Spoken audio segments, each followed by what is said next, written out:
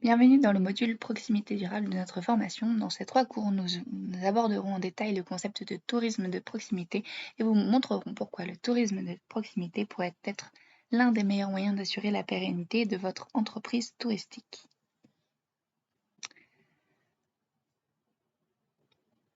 Tout d'abord, nous examinerons l'impact du tourisme sur l'environnement et les pratiques durables qu'une entreprise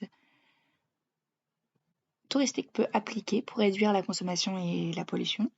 Dans un deuxième temps, nous expliquerons pourquoi le tourisme de proximité est une alternative durable au tourisme traditionnel sur un plan environnemental, financier et social. Dans un troisième temps, enfin, vous découvrirez les stratégies et les actions possibles à envisager lors du développement de vos services touristiques de proximité. Commençons. L'impact du tourisme sur l'environnement. L'industrie du tourisme se développe rapidement et a un effet significatif sur notre développement économique, mais aussi sur l'environnement. Plus les touristes visitent une zone, plus la pression sur cet environnement est élevée. Les impacts négatifs d'un développement touristique non durable peuvent progressivement détruire la ressource naturelle dont ils dépendent.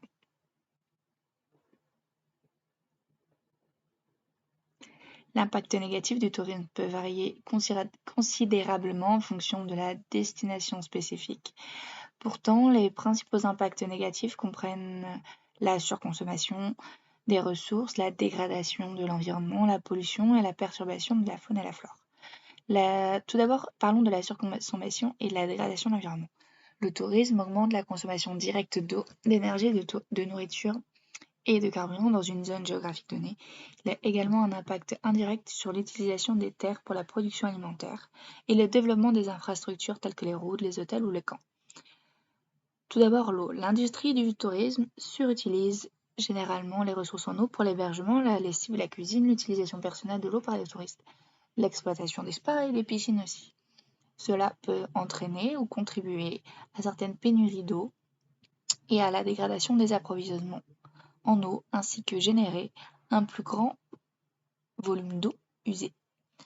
Ensuite, énergie et carburant. De plus en plus de touristes ont besoin de plus d'énergie pour le chauffage, l'eau chaude, l'éclairage, les appareils électroménagers, la cuisine, les transports, les infrastructures. Pendant les hautes saisons, une forte demande est souvent placée sur ces ressources pour répondre aux attentes élevées des touristes. Utilisation du sol. La fourniture d'installations touristiques implique l'utilisation du sol pour l'hébergement et autres infrastructures. Les ressources forestières, notamment, sont vulnérables à la déforestation pour le carburant, les matériaux de construction et le défrichement. Le tourisme augmente la demande de nourriture et de mauvaises pratiques agricoles pour une production plus élevée qui peut conduire à l'épuisement des éléments nutritifs du sol. Écosystème. Le tourisme perturbe souvent l'équilibre délicat des écosystèmes lorsque les logements et les centres de villégiature sont construits très près de la plage ou à l'intérieur des zones centrales des forêts. Les sentiers touristiques et les attractions fauniques augmentent le nombre de touristes qui pénètrent dans les zones naturelles et peuvent causer des dommages aux espèces qui y vivent.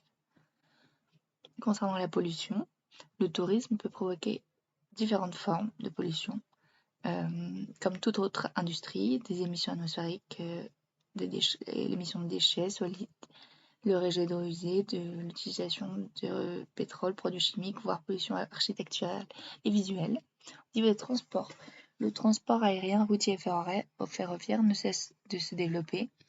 Le nombre croissant de touristes représente désormais près de 60% des voyages en avion. Les émissions des transports sont l'une des principales causes de la pollution de l'air par les gaz à effet de serre. Concernant les déchets, l'élimination des déchets peut être un problème sérieux dans les zones à forte concentration d'activités touristiques. Une mauvaise élimination peut polluer et gâcher le paysage. Cela peut également causer des dommages à la faune et à la flore locale, à l'environnement de manière générale. Concernant les eaux usées, les installations touristiques comme les hôtels, les cafés, les restaurants, etc., dans une zone sans disposition appropriée pour l'élimination sûre des eaux usées peuvent avoir de graves conséquences. Les eaux usées transportant certaines pollutions dans les plans d'eau à proximité. Pratiques durables dans le tourisme. Le tourisme a la capacité d'aider à soutenir la communauté sans effet négatif sur l'environnement, lorsqu'il est fait avec la bonne approche vers une durabilité. L'écotourisme et le tourisme durable ont gagné en popularité dans l'industrie au cours des dernières années. Pourtant, il existe de nombreux domaines où des améliorations doivent être apportées. Pour de nombreuses communautés éloignées et rurales, le tourisme est la seule possibilité de générer des revenus suffisants pour maintenir un certain mode de vie et certaines traditions. Cela peut apporter beaucoup de bienfaits à l'économie locale, mais aussi, malheureusement, amène une certaine dégradation de l'environnement et l'extinction de certaines espèces ou l'épuisement des ressources, si ce n'est pas fait de manière durable, évidemment. Voyons quelques-unes des principales pratiques durables que certaines PME du tourisme peuvent appliquer. Tout d'abord, l'information. Connaître l'impact environnemental de l'installation touristique et des services fournis, rester informé sur la législation environnementale, les incitations financières et les subventions liées à l'économie verte. Ensuite, introduire des pratiques de durabilité dans la stratégie de gestion et de l'installation touristique. Puis, minimiser l'utilisation et maximiser l'efficacité de la consommation d'énergie et d'eau et des ressources de manière générale, via une politique d'économie d'énergie par les employés et par les touristes, en utilisant des sources d'énergie renouvelables telles que les panneaux solaires pour l'eau et l'électricité, isolation thermique et hydraulique des bâtiments, ampoules et appareils électriques à faible consommation, détecteurs de mouvement et cartes-clés pour contrôler l'éclairage, serviettes propres uniquement sur demande, véhicules électriques, mode de transport durable.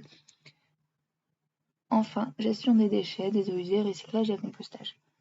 On peut citer la collecte collective, le compostage, la réduction des déchets, une sensibilisation des touristes et des salariés à la réduction et à la gestion des déchets, l'élimination sécurisée des eaux usées.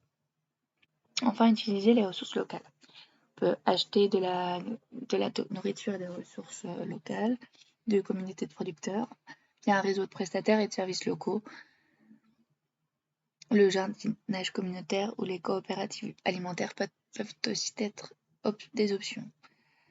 Enfin, aliments issus de l'agriculture durable, on peut utiliser des aliments bio, connaître les pratiques et les sources sont indispensables, acheter ou produire des aliments issus de l'agriculture durable, pratiquer soi-même l'agriculture bio, créer une communauté et un réseau de producteurs qui est accessible au tourisme, qui participe à une communauté de coopératives de jardinage et d'alimentation biologique.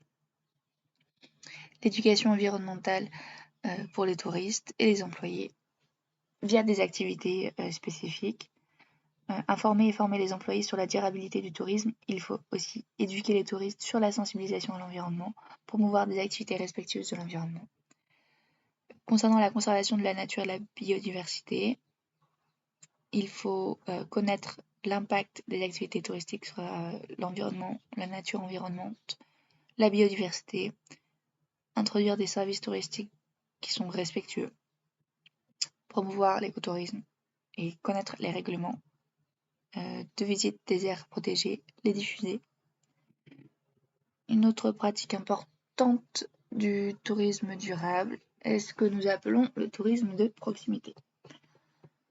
Le tourisme de proximité désigne une forme de tourisme qui privilégie les destinations, comme son nom l'indique, locales et les courtes distances. Il vise à redécouvrir les lieux qui sont à proximité, ceux qui, justement, parce qu'ils sont trop proches et familiers, ne sont pas considérés comme des destinations possibles pour des vacances ou des week-ends.